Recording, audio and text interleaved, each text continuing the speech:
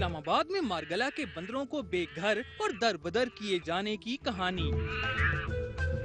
جنگل بندر برادری کا بھی گھر، چھوٹے بڑوں کے لیے امن، سکون، آرام، کبھی دکھ سکھ تو کبھی کھیل کود اور ادھم مچانا، بھوک لگے تو مزے لے کر پیٹ بھر کھانا۔ لیکن یہ تب کی بات ہے جب پہاڑ جنگل آباد تھے، پھر انسان نے پہلے یہاں رہنا شروع کیا اور پھر قبضے، تباہی اور بربادی پر ہی اتر آیا۔ جب آپ ان کے ہیبیٹیٹ میں جب داخل ہو جائیں گے تو یہ ہوگا کہ جی اس کو بھی رہنے کے لیے تو وہ کہیں نہ کہیں ادھر اپنے آپ کو بچانے کے لیے وہ نکلے گا۔ گھر چھن گیا تو جنگلوں کا باسی سڑک پر آ گیا، پیٹ بھرنا جان جوکھم کا کام بنا، تو مورخ لوگوں نے بھوک کو لالچ میں ڈھال کر بہت کچھ خطرے میں ڈال دیا۔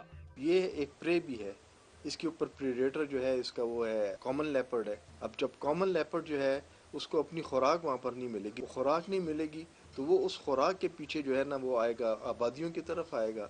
مارگلا کی جنگل برادری کو اگر زبان ملے تو شاید وہ دھرنا دے کر یہی مطالبہ کرے کہ کوئی تو ہو جو ان کے پہاڑوں جنگلوں سے انسانوں کی تجاوزات ختم کرائے۔